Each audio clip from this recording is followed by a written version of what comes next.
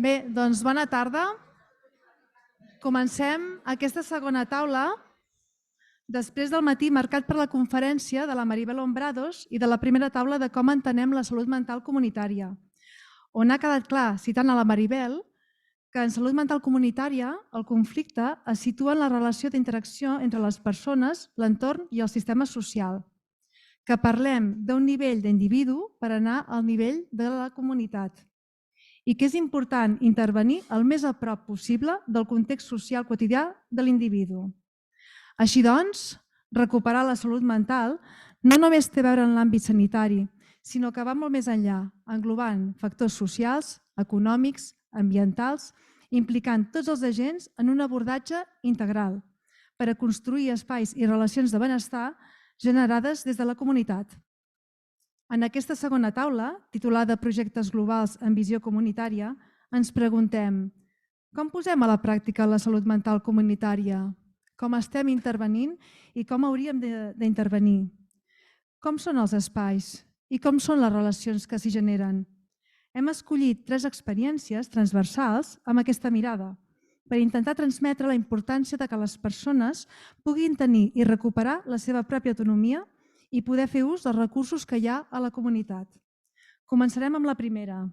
Josep Moya, ja el coneixeu d'aquest matí.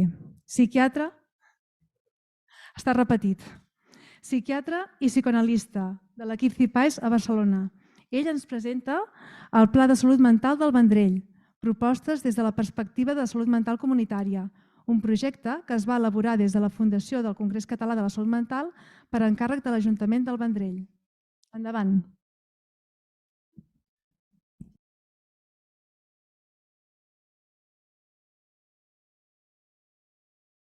Bona tarda. Se sent bé, no? Sí? Bé, aquesta és una experiència global de salut mental comunitària global que, com ha dit la doctora Gaidal, és un encàrrec de l'Ajuntament del Vendrell que es va fer a la Fundació Congrés Català de la Salut Mental i que una sèrie de professionals vinculats a la Fundació vam entomar.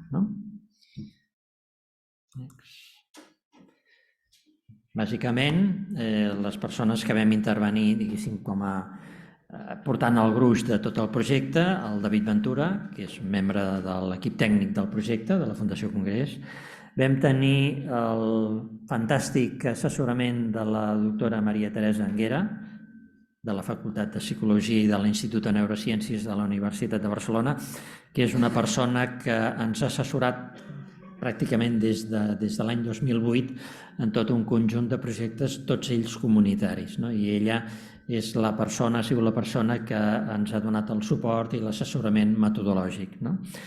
I el senyor Marcos Antonio Catalán, que actualment és el documentalista del Parc Sanitari de Sant Joan de Déu de Sant Boi.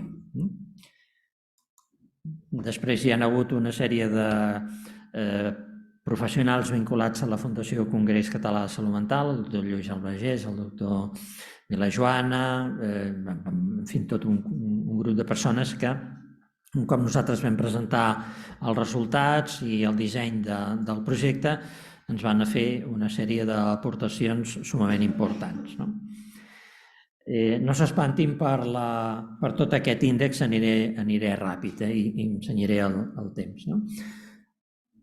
Primera qüestió, polítiques i estratègies en salut mental, objectius, justificació, marc teòric, territori, mètode, resultats i conclusions i recomanacions. No seré exhaustiu, però bàsicament per fer aquest projecte ens vam basar en 3 documents. La Declaració de Helsinki del 2005 de la Organització Mundial de la Salut sobre temes de salut mental, l'Estratègia de Salut Mental del Sistema Nacional de Salut, que cobreix el període 2022-2026, i finalment el Programa d'Abordatge Integral dels Casos de Salut Mental i Addiccions d'Elevada Complexitat, que justament ha liderat la Magda Casamitjana, que ha estat acompanyant-nos aquest matí. Aquí. Objectiu general. L'encàrrec que nosaltres ens va fer des de l'Ajuntament del Vendrell era la creació i es parlava aquest matí, la doctora Tarrida ho comentava, de la taula de salut mental de la població del Vendrell. Una taula de salut mental concebuda com un espai de trobada de diferents agents implicats més directament o no tan directament en temes de salut mental, amb l'objectiu de fer el seguiment, l'avaluació i propostes en l'atenció a salut mental comunitària i en el marc d'un pla estratègic municipal per la salut mental. Aquest va ser l'objectiu general. I després hi ha tot un conjunt, o hi havia un conjunt d'objectius específics, indicadors generals de salut mental, la identificació d'aquests indicadors generals, factors de risc, com ens comentava la doctora Hombrados, factors de risc psicosocial en la població del Vendrell, factors de protecció, identificar necessitats i recursos de les persones amb problemes de salut mental i els professionals, programar accions i serveis en salut mental des dels serveis socials municipals, l'àrea bàsica de salut, el centre de salut mental, optimitzar les tasques realitzades des dels serveis socials vers les persones amb malaltia mental i recomanar accions i programes de prevenció en salut mental en el si de la comunitat del Vendrell. La justificació és, òbviament, respondre a les necessitats en termes de salut mental detectades per l'Ajuntament del Vendrell. Hem dedicat tot el matí a parlar de salut mental comunitària, a discutir diverses concepcions, s'ha obert un debat al final sobre salut mental comunitària i salut mental en la comunitat.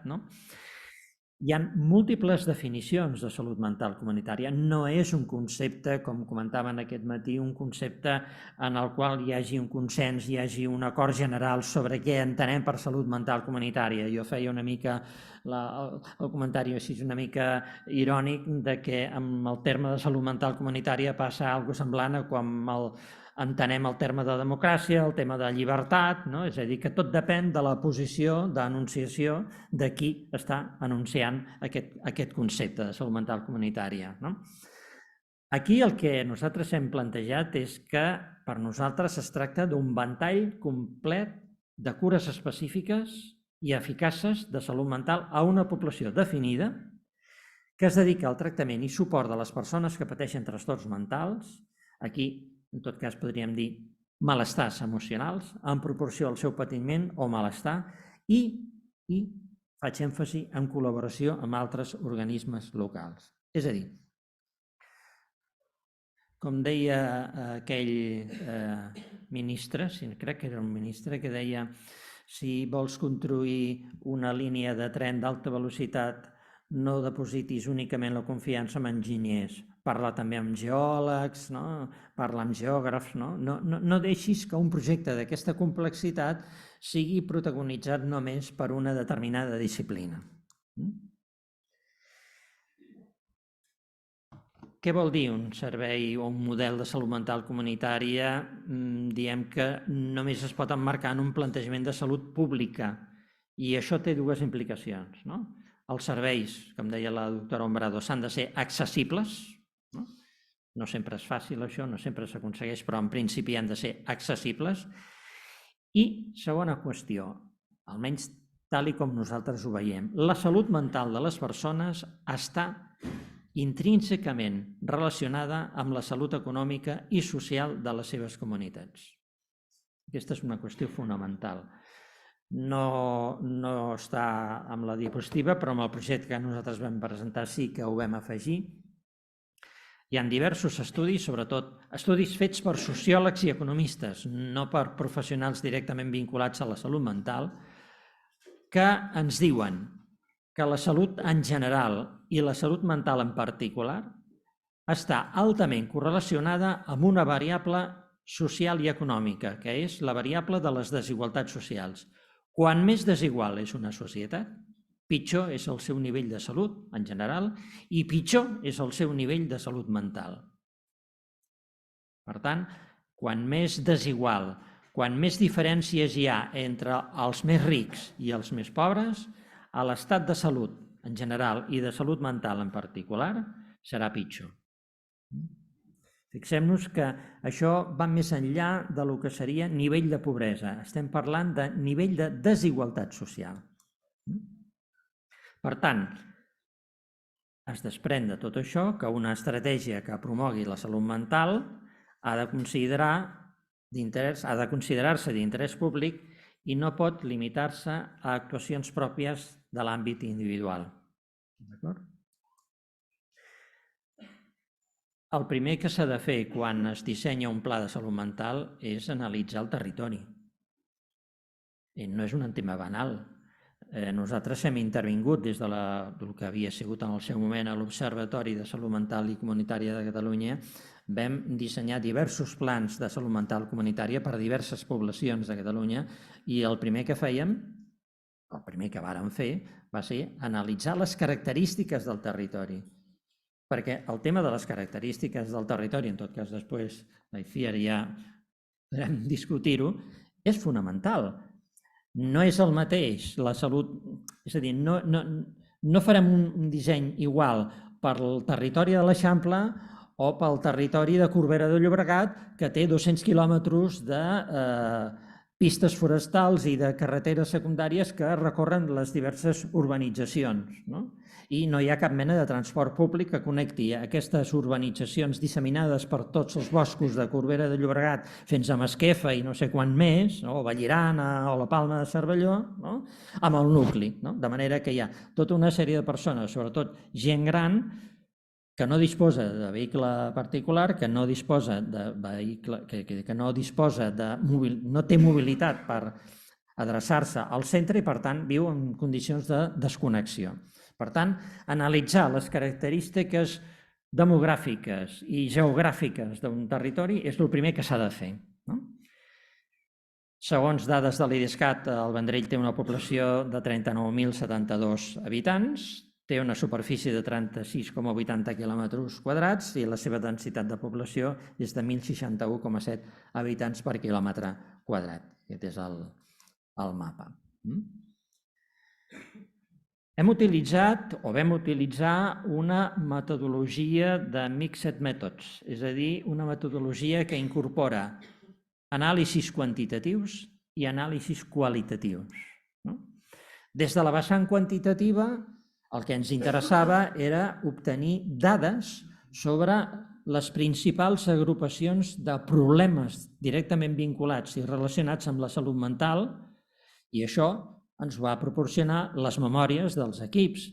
L'equip del Centre de Salut Mental Infantojuvenil, dirigeix la doctora Cairal, les dades del Centre de Salut Mental d'Adults, les dades dels serveis socials, les dades de promoció econòmica de l'Ajuntament, etc. I des de la vessant qualitativa, el que vam intentar, o l'objectiu era aprofundir en la dimensió subjectiva, en la dimensió psicològica i social dels actors implicats. És a dir, què és el que ens interessava? El que ens interessava era conèixer la seva opinió sobre el que estava passant, la seva opinió sobre els principals problemes. La pregunta era, vostè, què l'amoïna, què el preocupa del seu entorn? Quin creu vostè que són els principals problemes vinculats amb la salut mental que afecten els seus veïns, la gent del seu barri? És a dir, era una manera d'inquibir, d'interlocutar amb la gent del carrer per saber una mica quina era la seva percepció del que estava passant en el seu districte. Una mica enrere, vam fer també fa uns quants anys, amb algunes persones aquí presents, per exemple amb l'Ester Fornells, un estudi sobre el districte nord de Sabadell. I allà, per exemple, una cosa molt interessant era veure com el barri havia evolucionat històricament i com les persones que havien construït, que havien creat aquell barri del districte nord de Sabadell, que eren gent que havia migrat d'Andalusia, de Múrcia i d'Extremadura, ara es trobaven en una situació d'una certa confrontació i col·lisió amb els nous emigrants. Amb la particularitat que els fills d'aquestes persones que van crear el barri han marxat del barri i resulta que la gent jove és procedent de l'Àfrica subsahariana, població d'ètnia gitana, població pakistanesa, població de l'àrea magrebí, etc. I això provoca focus d'atenció importants amb l'afegit de l'aparició de grups d'extrema dreta que generen situacions delicades en el si del barri. Doncs bé, conèixer aquestes qüestions és fonamental si un vol fer un disseny d'un pla de salut mental comunitària per un determinat barri. Els participants van ser aquests, professionals vinculats a salut mental, adults, infantojuvenil, serveis socials, promoció econòmica, teixit social, Càritas, Creu Roja, etc. Els instruments, per un cantó, va ser conèixer les memòries dels equips per tenir les dades quantitatives i per obtenir les dades qualitatives vam utilitzar les entrevistes en profunditat i grups de discussió. Llavors, això el que es feia era, estàvem encara en una època de pandèmia, per tant vam fer les entrevistes per la plataforma Zoom, les vam gravar, les vam transcriure, les vam analitzar, la doctora Maria Teresa Anguera va fer els càlculs estadístics i a partir d'aquí es van treure les conclusions, si més no, del que ens havien explicat aquelles persones. Com a dades quantitatives, les de serveis socials bàsics del Vendrell, 2.372 homes atesos, 2.934 dones, amb un total de 5.300. Resum de l'activitat de salut mental, aquí tenim la població general. Hem d'entendre que es tracta de la població de tot el territori que té assignat aquell centre de salut mental. Aquí no és una activitat únicament específica de la població del Vendrell, sinó que afecta als pobles del voltant, de les rodalies. Tenim per un cantó les dades del centre de salut mental d'adults i a sota, en verd, les dades corresponents a l'activitat del centre de salut mental infantil i juvenil.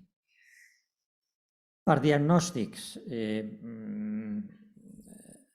hem de cenyir-nos al CMBD. Aquí tenim també un altre problema, i és que habitualment en els estudis i en les publicacions s'utilitza la classificació del DSM de l'Associació Psiquiàtrica Americana, però les dades que apareixen aquí són dades obtingudes de la 9ª revisió de la classificació de la OMS, el CIE-9, que no coincideix exactament amb les categories diagnòstiques del DSM. Això val la pena tenir-ho en compte. Les agrupacions diagnòstiques són diferents, per tant, s'ha de tenir en compte aquesta particularitat. Aquestes són les activitats, o sigui, els diagnòstics més prevalents del Centre de Salut Mental Infantojuvenil per diagnòstics. I ja una mica per anar entrant en el punt més clau d'aquesta presentació. Fixem-nos, la població del Vendrell mostra uns percentatges elevats de població que ha migrat d'altres zones. Quasi un 30% procedeix d'altres comarques de Catalunya, un 18% d'altres comunitats autònomes del territori espanyol, de l'estat espanyol, i un 20% procedent d'altres països. Altres països. Aquí tenim Àfrica del Nord, Àfrica subsahariana, Amèrica del Sud, Extrem Orient, Orient Pròxim, Ucraïna. És a dir, tenim aquí una població migrant i el que es va detectar en aquestes entrevistes és l'existència de problemes d'integració a la comunitat per part d'alguns sectors dels col·lectius migrants. Aquest matí la doctora Hombrados ens parlava del sentiment de pertinença. Doncs el que ens trobem no solament al Vendrell, sinó en moltes altres poblacions, és que hi ha un sector important de la població que s'ha integrat, millor dit, que ha arribat fa un any, fa 2 anys, fa 3 anys a la població, no té aquest sentiment de pertinença, és a dir, se sent exclòs. I la vivència d'exclusió social és una vivència generadora de malestar i en ocasions generadora de conflictes socials importants. Això per una banda. L'atur. La taxa d'atur del Vendrell en el quart trimestre del 2022 va ser del 15% i va afectar més el sector serveis, una situació bastant similar a les altres poblacions de Catalunya. I una dada que per nosaltres és important és l'índex Gini. L'índex Gini és el que reflecteix les desigualtats socials. No és un número massa preocupant, 32,20, amb una ràtio... El que interessa és que els números de l'índex Gini ens indiquen les desigualtats socials. I hem dit abans que quanta més desigualtat social hi ha, més problemes de salut en general i de salut mental en particular. En quant a l'activitat del Centre de Salut Mental d'Adults, el gruix assistencial s'ha concentrat en els trastorns mentals greus i més concretament amb els trastorns psicòtics i també amb les psicosis afectives, el trastorn bipolar, la depressió melancòlica, etc. El total de persones ateses amb aquest diagnòstic va ser de 276. El Centre de Salut Mental Infantil i Juvenil havia realitzat 4.768 visites que inclouen la seva àrea d'influència i el gruix principal s'ha concentrat en els trastorns generalitzats del desenvolupament. És a dir, entenem els TEAs, els trastorns d'espectre autista, alguns casos de trastorns d'aprenentatge. És important tenir en compte que es va detectar un cert, en català és, en castellà és iància, un cert desfasament entre algunes dades del Centre de Salut Mental Infantojuvenil i algunes dades del Centre de Salut Mental d'Adults, específicament les que fan referència als trastorns d'espectre autista. Aquí el Departament d'Ensenyament i el Departament de Salut i el Departament de Benestar Social tenen un seriós problema, perquè des de fa anys es detecta que en el pas d'atenció precoç al CESMIG i en el pas del CESMIG a atenció d'adults es perden casos.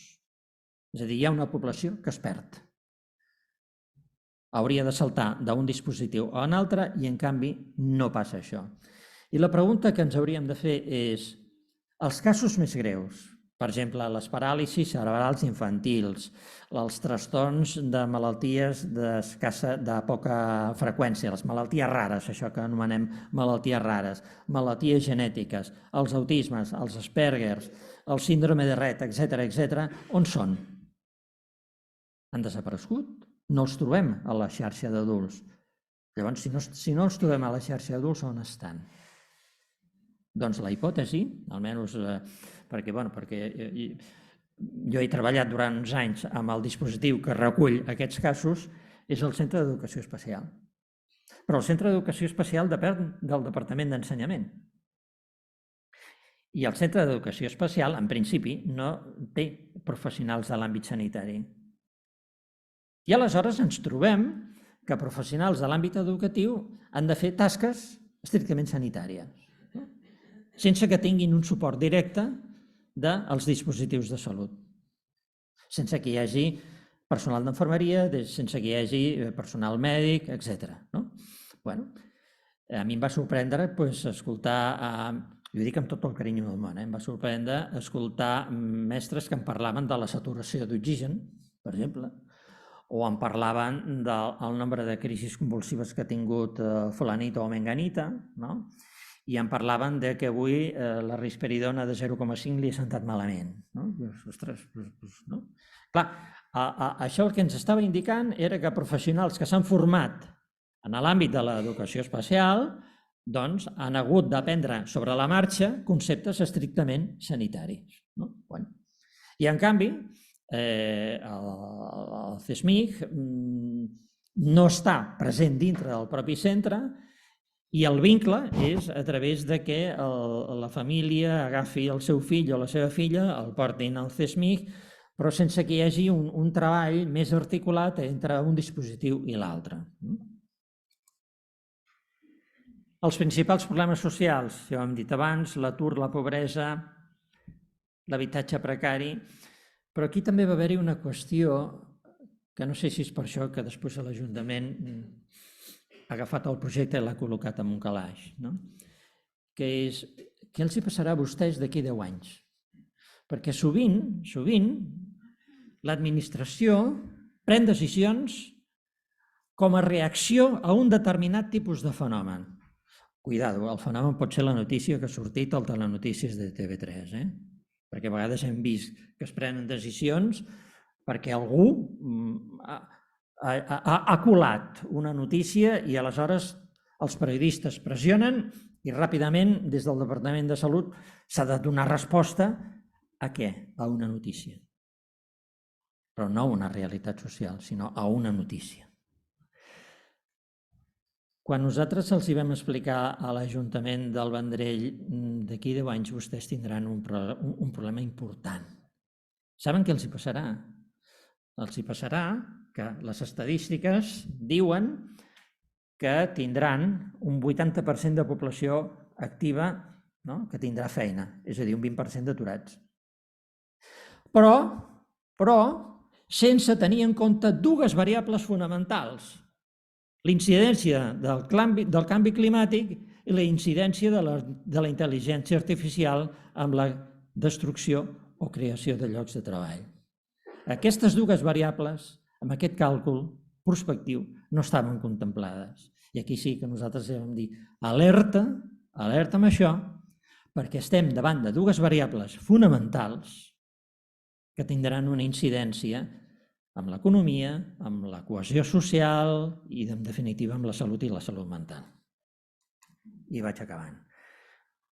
Vam fer una sèrie de recomanacions. Vam plantejar les 3 grans amenaces, el canvi climàtic, les pròximes epidèmies.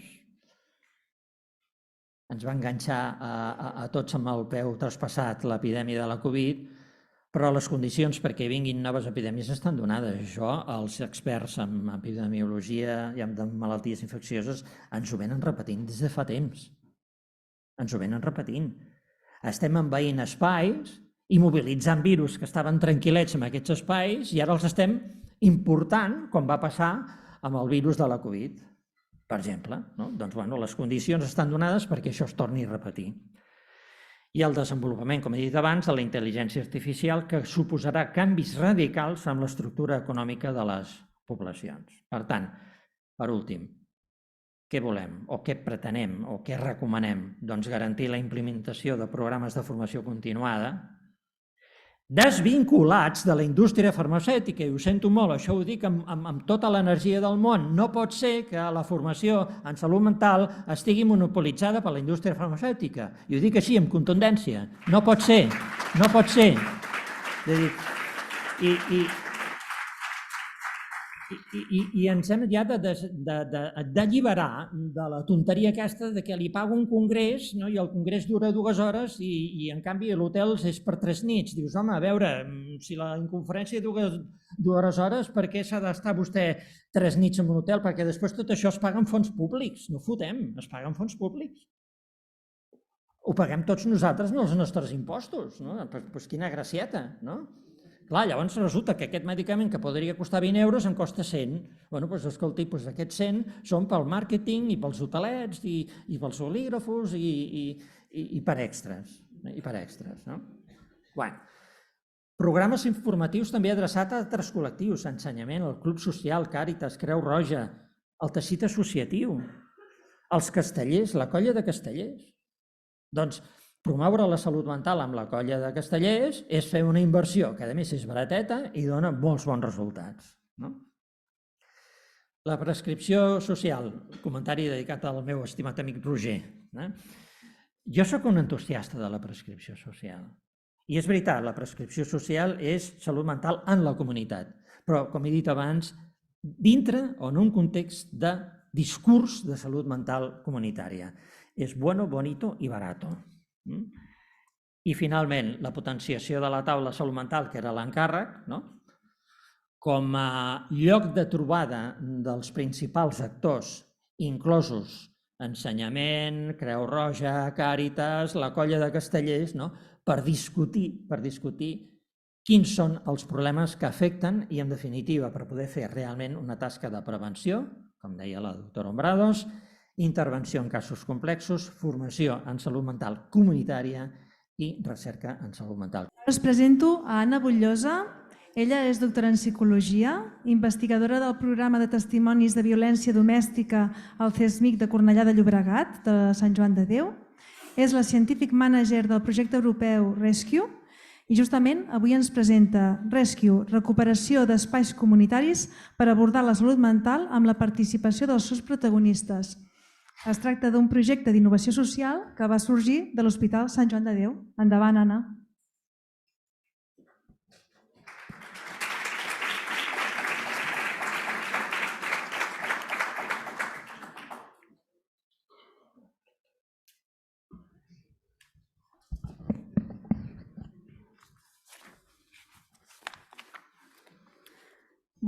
Bona tarda a tots i a totes. Moltes gràcies per la presentació. Agrair-vos l'oportunitat de poder estar aquí i compartir amb vosaltres aquest projecte Rescue, que és un projecte europeu que ens van donar la Comissió Europea. I per mi és un plaer poder compartir tota aquesta presentació i al final també us donaré com que tenim la web del Rescue per poder compartir amb vosaltres també. Llavors, és molt important, el Rescue té com a objectiu principal portar la realitat dels despatxos, la realitat de les aules. I és molt important el tema de poder palpar el que ens poden transmetre els adolescents, a les aules, les famílies.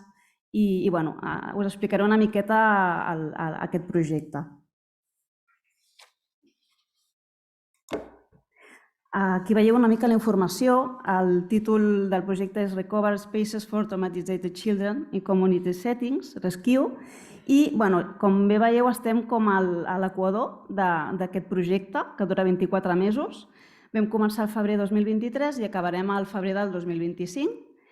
I, com podem veure, els partners o socis són l'Hospital Sant Joan de Déu, la Fundació Sant Joan de Déu, l'Ajuntament de Cornellà, la UOC i, per últim, tenim l'Hospedale Pediátrico Bambino Gesù, que és un hospital que està situat a Roma i és la part una mica translacional d'aquest projecte Rescue a nivell ecològic. La IP del projecte que tenim és la Mar Álvarez, que ara és coordinadora al CESMIC de Cornellà, que fa poquet es va jubilar el nostre gran coordinador Fernando Lacasa i ha passat ara a la Mar. I que sapigueu que és una convocatòria DAFNE. Us posaré una mica amb antecedents pel que fa, com bé sabeu, la propagació de la Covid va ser espectacular, infectant a més de 174 milions de persones i provocant la mort de 4 milions. Pel que sabem, Espanya va ser un dels països europeus més afectats durant la primera onada, implementant mesures de contenció molt estrictes i duradores. I això va afectar directament i va causar un gran impacte als nostres infants i adolescents. Molts països arreu del món van establir diferents mesures per limitar el contacte social i, per tant, aquesta propagació del virus. Aquest impacte en infants i adolescents. És important destacar que aquesta deprivació social que van patir aquests adolescents, els més petits, degut a la tancada dels primers mesos, però gràcies a la seva dependència més gran dels pares, van minimitzar aquest impacte de la tancada. Però l'adolescència, que és una etapa evolutiva, com bé sabeu, caracteritzada per la necessitat de prendre distància dels pares i apropar-se als seus iguals, aquest moviment evolutiu el que va causar va ser una veritable finestra d'oportunitat. Però en aquest cas va causar efectes devastadors. No es podien moure aquests adolescents que amb tanta necessitat de poder compartir amb els seus iguals estaven tancats a casa i amb menys espais per integrar-se socialment. Comentar-vos també com que aquí he fet una mica d'honor a la meva tesi doctoral, que va ser d'esdeveniments vitals estressants, i us volia mostrar una mica aquesta galleda del model vulnerabilitat-estrès, que va bastant connectat amb el tema aquest dels esdeveniments vitals estressants, que en aquest cas podria ser la Covid, per exemple, la pandèmia. tenim una vulnerabilitat innata a nivell biològic, genètic, i tenim aquesta part de factors protectors, que com deia bé la companya, aquest matí, on hi ha el recolzament, que formaria part, per exemple, el recolzament social, el sentit de comunitat, que aquests factors protectors, d'alguna manera, servirien com una mica per oxigenar i obrir aquesta aixeta d'aquesta galleda per no arribar a la franja, com bé veieu, aquesta línia d'aquí de trastorn. Llavors, entre d'altres factors protectors, com bé sabeu, hi ha el concepte positiu d'un mateix, l'autonomia, la responsabilitat, les habilitats socials, l'autocontrol i, al final, és el projecte de vida. Llavors, quines conseqüències s'observen després d'aquest impacte de la Covid? Més dificultats d'aprenentatge i llenguatge, més ansietat i depressió, i més conductes suïcides, alteracions del comportament i trastorns per abús de substàncies, principalment. Pel que fa a l'ús aquests adolescents es van volcar al final a les xarxes socials, on aquest ús es multiplicava de manera exponencial. I això va causar era l'única manera de contactar amb l'exterior, i quan es va aixecar aquesta pandèmia, els efectes sobre la salut mental se hi va sumar també aquest aïllament i, per tant, la impossibilitat de buscar ajuda i consol als altres.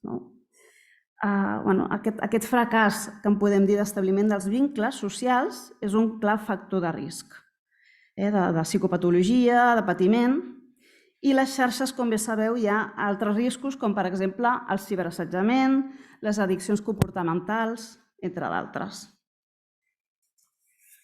Aquí us mostro una mica de dades de Alliance for Child Protection in Humanitarian Action, on va augmentar, després de la Covid, el risc de patir violència o ser testimoni de violència domèstica. Va haver-hi un increment del 30%, també un 30% d'augment d'exposició a missatges abusius i un 106% més de publicacions relacionades amb la violència física.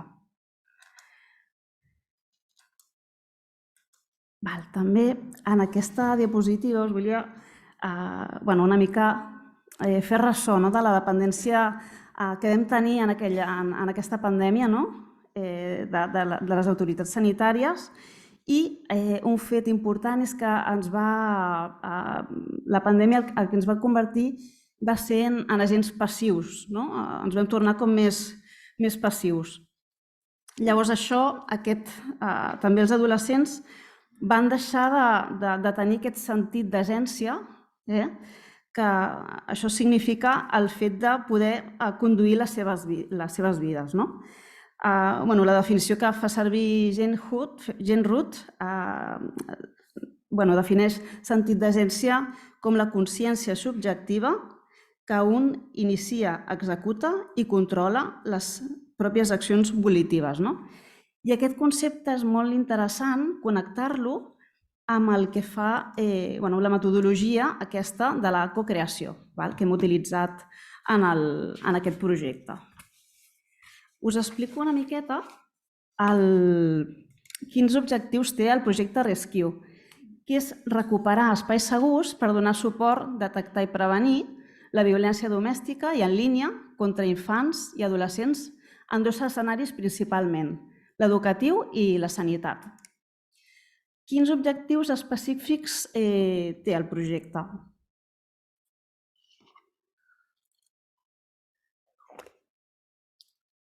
Per una part, té augmentar i millorar la capacitat de resiliència de les víctimes i testimonis i millorar els coneixements i les capacitats dels professionals del sector educatiu i sanitari i les famílies per donar-los poder per detectar, prevenir i protegir la violència contra la infància i l'adolescència.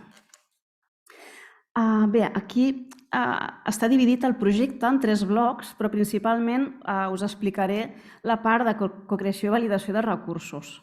Llavors, crec que és la part com els ciments d'aquest rescue, i gràcies a tot el procés que hem fet de cocreació i col·laboració amb els adolescents, famílies, entre d'altres, s'han aconseguit uns recursos adaptats per ells i per a ells. Llavors, comentar-vos això, que el projecte Rescue és un projecte que és mòbil i flexible i té aquests engranatges. És un projecte que es va nodrint i retroalimentant de les experiències que van sorgint. Pel que fa al mètode que hem fet de cocreació, és molt interessant poder compartir com 3 característiques bàsiques que té aquest procés, que és la col·laboració, que és al final compartir el coneixement i experiències, l'anàlisi del conjunt d'aquesta informació, una vegada ja s'ha fet aquest procés de compartir coneixement, experiències amb adolescents i famílies, i llavors també el interessant és el tema de la creativitat. La cocreació té una propietat que és el fet de pensar en coses novedoses, que puguin engrescar a la població objectiu, que al final són aquests adolescents i les seves famílies. I el fet aquest de l'empatia, de posar-nos al lloc de l'altre i poder sentir d'alguna manera el que senten ells, que això és, crec que, el més important.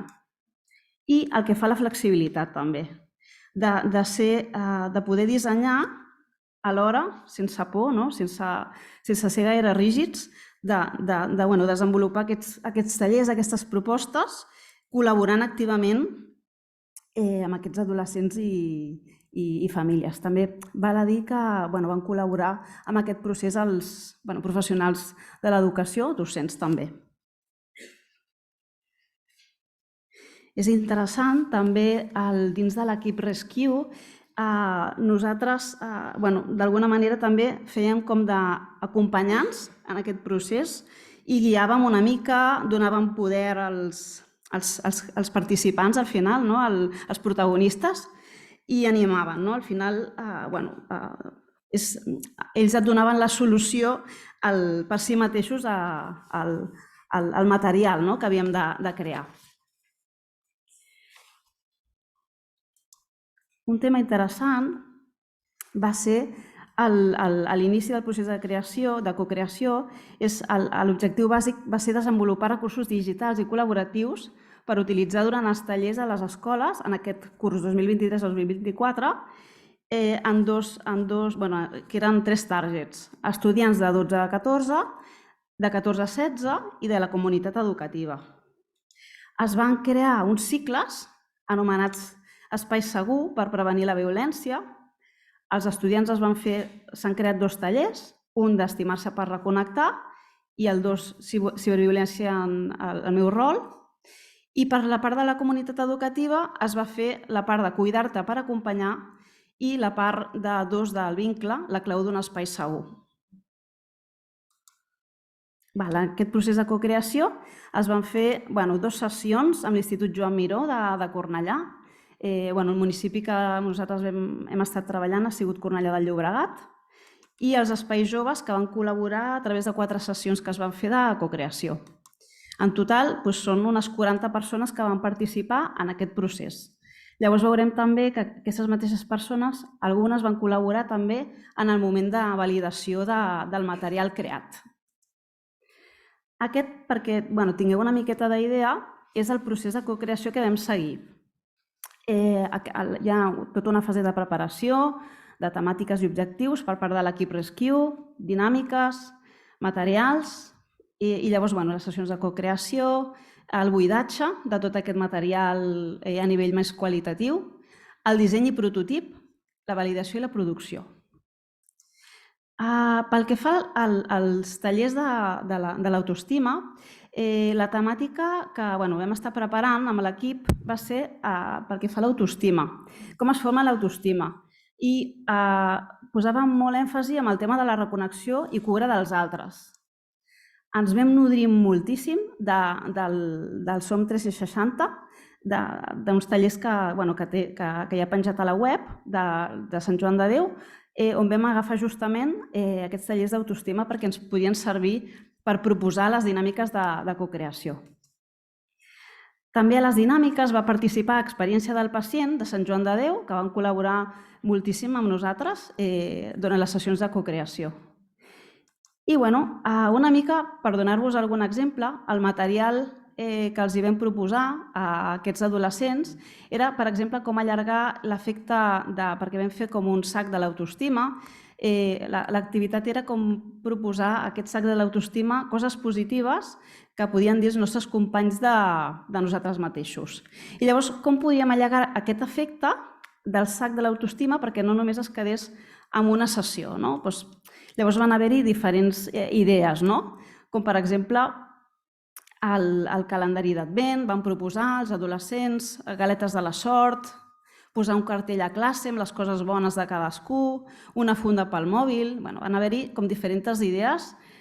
També comentar-vos que a les sessions de cocreació hi havia un dinamitzador principal, llavors hi havia un altre secundari que assistia i un altre que prenia punts de tota la sessió. Llavors, també hi havia una part d'aquesta prèvia al sac de l'autoestima amb la qual es feia com una mica de psicoeducatiu, diferenciant-lo amb els highs i els lows, que en vam dir, del dia a dia, els moments de subidón i bajón del dia. Per exemple, un pla inesperat amb amics seria un fet de pujada, que em preguntin com estic també, i un low seria això, que em cancel·lin un plan, enviar un missatge i que ningú contesti al WhatsApp de l'escola, alguna cosa així. I llavors, el que ens van comentar els adolescents va ser el tema aquest d'assegurar el benestar a classe a través d'uns rols. Ens van plantejar el tema d'utilitzar rols com, per exemple, la figura de l'advocat defensor. Vam fer diferents propostes que llavors veureu també el material final que vam concretar. A part d'aquestes sessions de cocreació, com us comentava, es va fer un buidatge de tot el que s'havia anat treballant i també comentar-vos que a l'hora de fer les dinàmiques presentades a les escoles per fer la cocreació es va guionitzar d'una manera quasi al minut del que necessitàvem perquè teníem l'horari molt tancat amb les escoles i per ells va ser un esforç important fer-ho.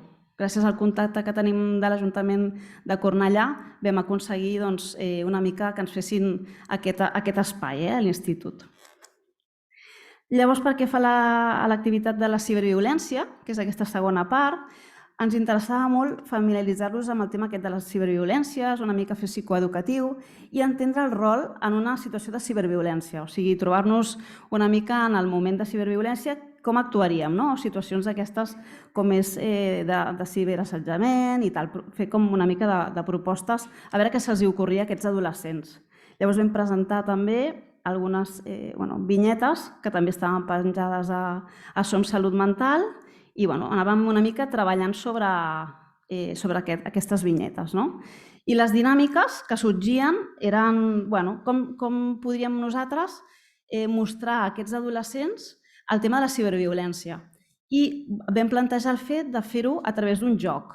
Llavors es va plantejar diferents situacions, van col·laborar moltíssim en proposar aspectes com ara ciberassetjament i ciberviolències, diferenciant situacions, reaccions i conseqüències i vam estar treballant una mica el tema aquest per una mica aportar idees.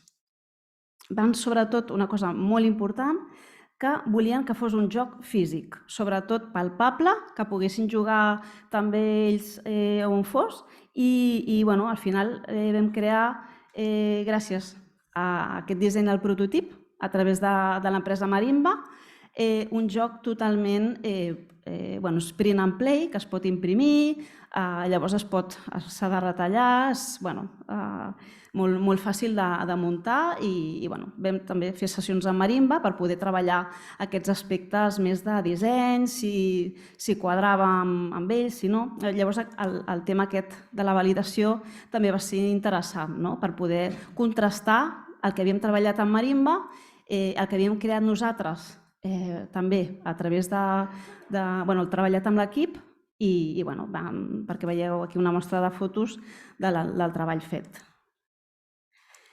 I llavors aquí hi ha l'apartat de la producció que es va fer. Llavors es van estructurar, aquests són com els materials finals que van sorgir. Per exemple, l'activitat 1 va ser el gronxador de l'autoestima. Ells ens van ajudar també a fer el tema del concepte, de com es definia també l'activitat.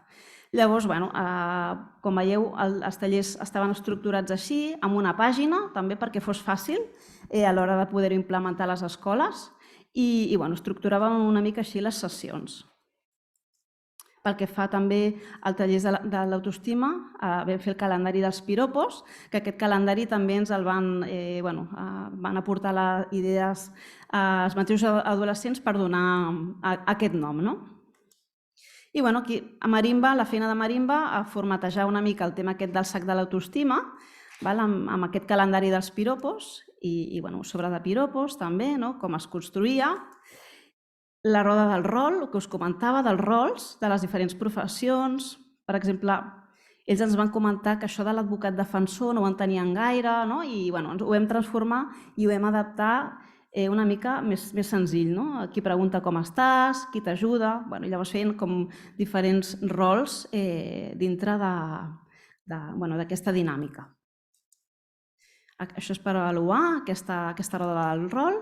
I llavors aquesta part que és la del joc, que hi havia 6 aventures de temes de ciberviolència i perquè veieu una mica l'estructura del joc i sobretot, el més important aquí, que són com les fitxes de ciberviolència.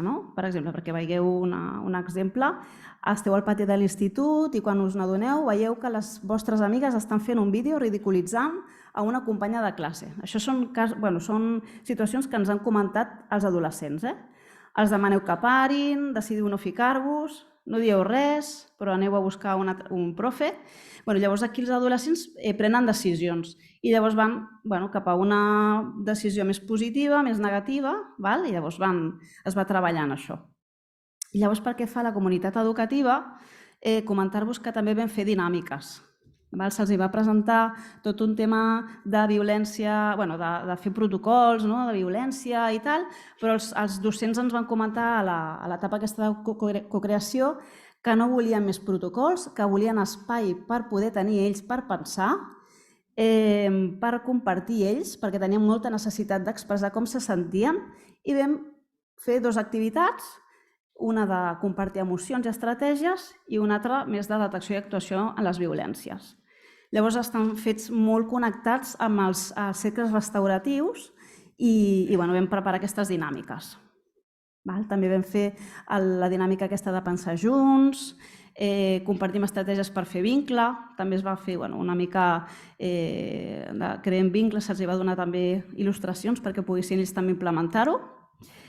I res, comentar-vos que ja s'han fet a més de 1.000 estudiants de Cornellà, s'han fet 43 tallers, 80 professionals de l'educació i la importància aquesta d'arribar al sentit d'agència, del poder controlar les nostres pròpies vides, de conduir, i si hem pogut ajudar aquests adolescents a fer-ho, doncs estem màximament contents. Llavors aquí, agrair als adolescents que han col·laborat amb nosaltres, a les famílies i a tot l'equip Rescue. I us volia compartir també aquest QR on hi ha la web del Rescue i hi ha tots els materials que s'han produït, estan penjats a la web. Ara també estem en una part de famílies i tal, que hi ha unes dinàmiques que s'han de penjar, que són 8 sessions, i també apareixeran en breu, també estaran. O sigui que us animo a entrar i que podeu utilitzar-ho, és per tots vosaltres. Moltes gràcies per aquesta oportunitat i res, merci. Moltes gràcies, Anna. I per últim us presento a Itziar González Virós. Ella és arquitecta i urbanista social. Treballa en decreixement urbà, optimització d'habitatges públics, rehabilitació de centres històrics urbans i d'edificacions al medi rural. Des del 2002, experta en processos de mediació i resolució de conflictes a l'espai públic, participació i cooperació entre ciutadania i administració. Del 2020 al 2022 Va formar part de la recerca europea en ciència ciutadana Coactuem per la Salut Mental, amb Open Systems i la Federació de Salut Mental de Catalunya. Ell ens presenta un urbanisme per la relació, el rescat dels carrers. Itziar ens ofereix una visió de la ciutat com un espai de cooperació i no pas de competència, com un espai per acollir i no pas per generar espais marginals. Endavant. Bé, bona tarda. M'he oblidat de demanar una pissarra i jo normalment dibuixo quan parlo. Per tant, avui haureu de fer un esforç d'imaginació. En primer lloc, agrair-vos molt que m'hagueu convidat. He gaudit molt les dues ponències anteriors perquè la metodologia comunitària per qualsevol urbanista és inherent, no? Un està construint un lloc per compartir moltes i moltes persones, no? Per tant, us estava escoltant i tot em ressonava proper. M'he sentit molt a gust. També agrair-vos als que esteu avui aquí el que us dediqueu. És a dir, deixeu-me que comenci fent-vos un reconeixement de que estigueu interessats en la salut mental perquè l'espai més important que existeix és el nostre cervell perquè fabrica espais. El cervell està sota una volta, que és el crani, per tant un element rígid, però en canvi el cervell fabrica espais. Pots viatjar en el temps, te'n pots anar a la infantesa, al passat, i pots desitjar i imaginar el futur. Per tant, et mous en el temps.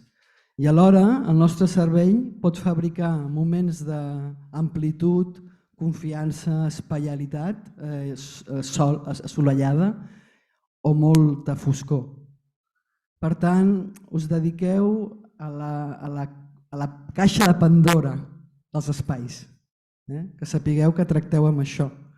Per tant, segurament sou més arquitectes vosaltres que jo.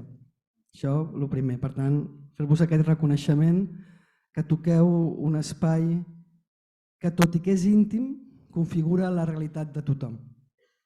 Això és la primera qüestió que us volia dir. La següent, per què el títol es diu Un urbanisme per la relació i per què parlo del rescat dels carrers, no? Parlo del rescat dels carrers perquè de la mateixa manera que us deia que el cervell és el gran constructor d'espais que té cada un de nosaltres, fins i tot per crear un nou espai, fins i tot per les persones que no veuen espai. De la mateixa manera que el cervell fa això, el cervell necessita els dos hemisferis. És a dir, que fins i tot li cal la cooperació de dues parts. No hi ha vivència humana que no impliqui una cooperació, ho sabeu, és a dir, sempre ho explico. Arribem a aquest món perquè algun cos ens fa espai. O sigui, la mare ens fa un espai. Per tant, algú ens fa espai. Posem en marxa i ritmem el nostre cor per ressonància amb un altre cor. Enteneu que quan fem campanars estem reproduint el cor de la mare a nivell de ciutat. Per tant, sempre hi ha l'altre en la nostra condició espaial. Va junt, no reconeixem a l'altre, sinó tenim una vivència espaial de l'altre. La ciutat és un invent extraordinari d'això. És a dir, és la consciència que sumant podrem viure millor. És una cooperació a la ciutat. Ara sembla que només la facin els mercats immobiliaris. Però la ciutat, els pobles, és un exercici genuí de cooperació i d'anar afinant cors amb un cor comú. Això és la ciutat. Quan jo parlo de rescatar els carrers és perquè ens han robat la ciutat cooperativa. Ens l'han robat. Quan el Josep parlava d'aquesta acció en el territori i com aquestes persones que viuen en urbanitzacions allunyades, com es desconnecten, és que algú ha dissenyat ciutat incomplint principis bàsics com la proximitat, la continuïtat. És a dir, fer urbanitzacions és un mal invent. No sé què se li va ocórrer. però és un mal invent. I a més, afortunadament, amb tot el que ens ve, col·lapsarà i les deconstruirem. Les esborrarem i reciclarem els materials, que ho sapigueu. Això ho farem. A més, la majoria de les urbanitzacions se l'estan quedant als bancs, perquè la gent que hi viu ja no pot pagar ni la hipoteca, ni el manteniment, ni el cotxe per arribar-hi, ni la benzina per arribar-hi. Per tant, això són com esquelets d'una etapa de la humanitat que espero que acabem oblidant. Però això s'anirà quedant com a llocs absurds i tornarem a la concentració, però no la concentració competitiva, sinó la que suma, la cooperativa. Jo visc a Ciutat Vella de Barcelona, estic perdent veïns. Tinc més cases que mai, rehabilitades, però buides. Per tant, no són cases, són containers on canvia la càrrega, turista, apartament turístic, lloguer amb unes condicions que no es pot sostenir en el temps. Per tant, la ciutat no està entenent que tot funciona si hi ha persones que la imaginen, que la desitgen, que la cuiden, no només que la caminen. És molt important entendre que la ciutat podrà ajudar a les persones que se sentin aïllades si fa una autocrítica i es torna a reivindicar com un lloc per la cooperació. Per això, quan nosaltres, el meu equip, que hem treballat a les Rambles de Barcelona, vam fer el procés de discussió de les Rambles, hi viuen 50 persones. Cada dia hi passen 300.000 persones, però només hi viuen una cinquantena. De qui és aquest carrer? Dels que hi viuen, dels que hi passen? No, de la comunitat de persones que el desitgin, que vulguin aquest carrer perquè hi passin coses, per trobar-se amb persones, per manifestar-se, per anar fins a un teatre, per anar a escoltar música, per anar a comprar flors, per comprar els diaris. És a dir, tot l'artefacte físic de les ciutats no funciona si no hi ha una comunitat que el reivindica com a bé comú. Què ens està passant? Que les nostres ciutats només s'interessen per elles els inversors, els especuladors. És a dir, ja està en el cap d'uns cervells que funcionen sols. Nosaltres volem que la ciutat, els carrers, estiguin en el cap i en el desig d'una comunitat, és a dir, de persones que vulguin trobar-se amb altres persones. Si l'àgora pública es limita a un mòbil, és una mala reproducció del que ja tenim capacitat de fer amb el nostre cervell. És a dir, ja ens ho fem sols, ja tenim l'experiència de fer-ho sols.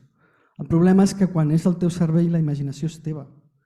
Quan és un dispositiu d'aquests te l'estan dictant altres, t'estan empobrint.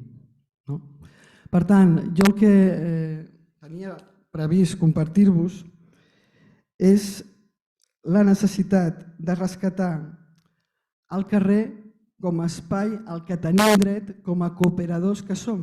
És a dir, si jo visc a la ciutat o sento que faig carrer o m'han tret la meva essència. Si jo visc a la Ciutat Vella o en els meus habitatges del voltant de la meva escala tinc persones o m'estan estafant, perquè jo no estic a Ciutat Vella per estar sola, jo estic a Ciutat Vella per sentir comunitat. Tots els processos de disseny de la ciutat, i ara agafaré coses que tu has dit, estan projectats per administracions. És a dir, es parla sovint de l'espai públic. Jo sempre recordo, no és espai públic, és un espai administratiu. El carrer és una altra cosa. Nosaltres a les Rambles no podem decidir si hi ha terrasses o no de bars.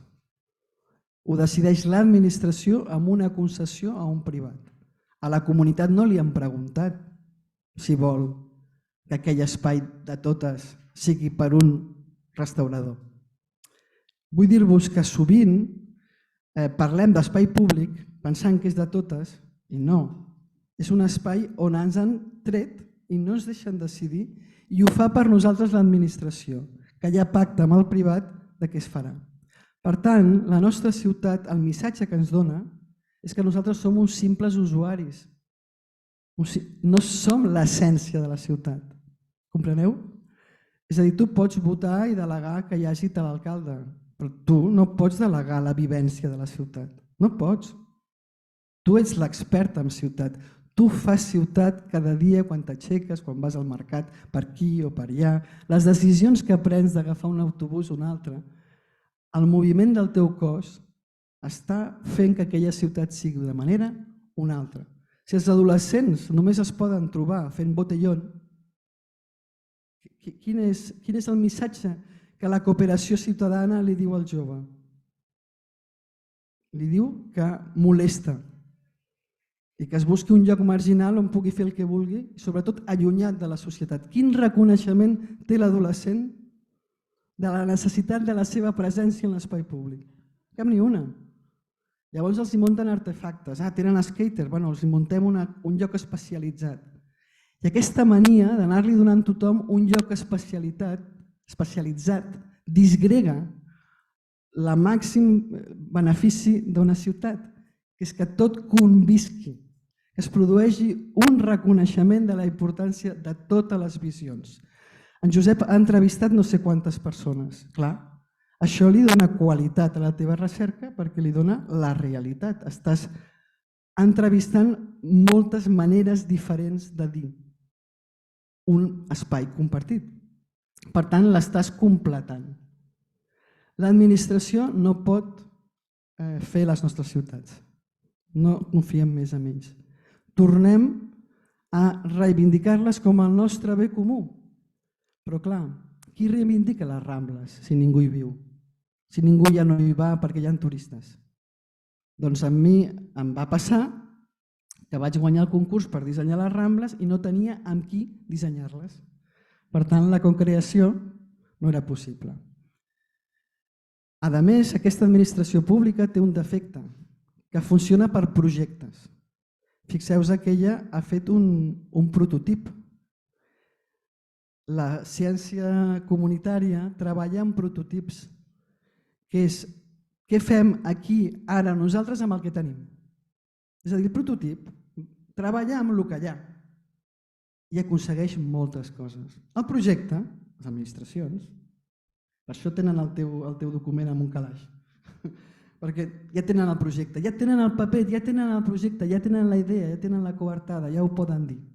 Però d'aquí a fer, aquest salt no els interessa. Perquè la nostra administració es mou en la cultura del projecte, de que les coses es poden dissenyar exactament. Què li passa a ella? Tot el seu procés és prova i error, en obert, flexible, anem veient, en beta, que diuen els programadors. Anem ajustant. És molt científic. Però les nostres administracions no treballen científicament, perquè no pregunten a tothom, perquè no corregeixen els errors, sinó que fan un projecte i es farà. Qui, com, quan, agrada, no agrada, això ja no cal. Algú s'ha il·luminat i ha fet el projecte. Entendreu que els urbanistes de bé, quan guanyem un concurs per fer un projecte, el primer que fem és trucar a la gent. Veniu a ajudar-nos a no equivocar-nos. Per tant, jo sempre dissenyo els espais públics amb les persones, obvi. Però com ho fas a les Rambles de Barcelona? Doncs vam construir, i per això la meva consultora es diu Arquitectura Social, vam construir una comunitat. Si el Josep, amb el treball que han fet, com era, al Vendrell, mentre feia aquestes entrevistes, hagués anat creant consciència de comunitat a tots els entrevistats i anar reforçant en si mateix el que comparteixen, hauria entregat el document a l'Ajuntament i al cap d'un mes la comunitat hagués reivindicat l'aplicació del document. Enteneu? O sigui, no serveix de res donar de menjar a una administració si no hi ha al costat la comunitat que l'exigirà. Això és fonamental. Per tant, heu de fer doble feina. La que esteu fent, més la de l'arquitectura social d'aquesta comunitat que es refunda com a comunitat. Que a més serà, si és possible, transversal, diversa, quan més enriquida sigui, però a vegades serà d'un sector específic. Però jo tendeixo a que els grups i les comunitats no siguin específiques ni sectoritzades, sinó que siguin com són les ciutats. Nens, persones grans, gent d'aquí, gent d'allà, perquè el que li passa a les ciutats contemporànies és que el món, si et ve gent del Pakistan, si et ve gent de Xina a casa teva, és que per fi la humanitat té un servei comú que pot imaginar que el Vendrell comença a Wuhan i acaba a la Patagònia. És a dir, hem d'entendre que els llocs per viure la humanitat ja no seran d'una altra identitat que la humanitat. Punto. Ja està. No del Vendrell, és igual. Trobaràs sempre persones. Trobaràs sempre persones i el lloc fonamental està aquí dins, que és el que treballeu vosaltres, que és el que el cuideu vosaltres. Per tant, és igual el sentiment d'identitat. El que has d'aconseguir és que tu siguis capaç de vincular-te amb els altres, empatitzar amb els altres, fer una lectura crítica dels problemes que hi ha comuns i juntar-te per lluitar i canviar-los. Rilke té un vers en el llibre de les hores que diu, sempre el cito, diu, fa falta molt poc espai per tenir-ho tot, com un arbre. I és que l'arbre, només el tros que el tronc connecta amb la terra. Amb aquesta connexió, l'arbre ho té tot. Les arrels poden anar creixent i aprofundint a buscar la nutrició i això de forma reflexa anirà suposant un creixement. I és tan simple. Per tant, les ciutats, el carrer, les persones, la salut mental, una connexió. Una connexió. És a dir, les nostres neurones són connexions horitzontals. Tot és connexió, ho sabeu. Per tant, és treballar de la manera que sigui, amb els mètodes que siguin, reconnectar-se. Jo crec, bàsicament, que el que us volia portar és que els que ens dediquem a les ciutats, el que trobem a faltar és amb qui fer-les. Perquè les persones es pensen que no tenen dret a co-crear, a imaginar els espais que volen. Com vaig de temps? 5 minuts? Moltes coses. Què més volia dir?